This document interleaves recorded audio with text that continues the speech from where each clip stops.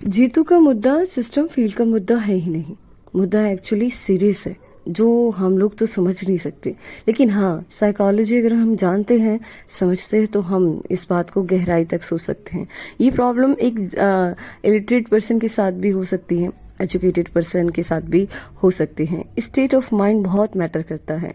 जीतू एक अनपढ़ व्यक्ति है, वो पढ़े लिखे नहीं है। दूसरी वो आदिवासी हैं, उन्हें चीजें समझाने में बहुत टाइम लगता है। जीतू को चीजें समझाने में टाइम लग रहा था बैंक वालों को।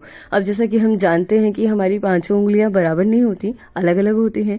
बैंक में काम करने वाले पढ़े लिखे भी होते हैं, कोई पैसे देकर भी लगते हैं, किसी की लैंग्वेज अलग होती है। अब जीतू के साथ कौन कन्वर्सेशन कर रहा था, कौन उन्हें समझा रहा था, ये भी मायने रखता है। जीतू क्या समझ रहे थे, ये भी मायने रखता है। जीतू की मानसिक स्थिति का आप पता लगा सकते हैं कि उन्होंने एज अ सबूत, एज अ प्रूफ अपनी सिस्टर का कंकाल सामने बैंक के रख दिया।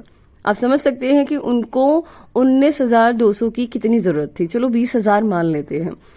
अब जीतू को नहीं समझ में आ रहा था कि बैंक्स के कुछ रूल्स होते हैं, रेगुलेशन होते हैं कि अगर आपको नॉमिनी हो उसके भी आपको प्रूफ देने पड़ेंगे। जीतू इस हद तक टूट चुके थे।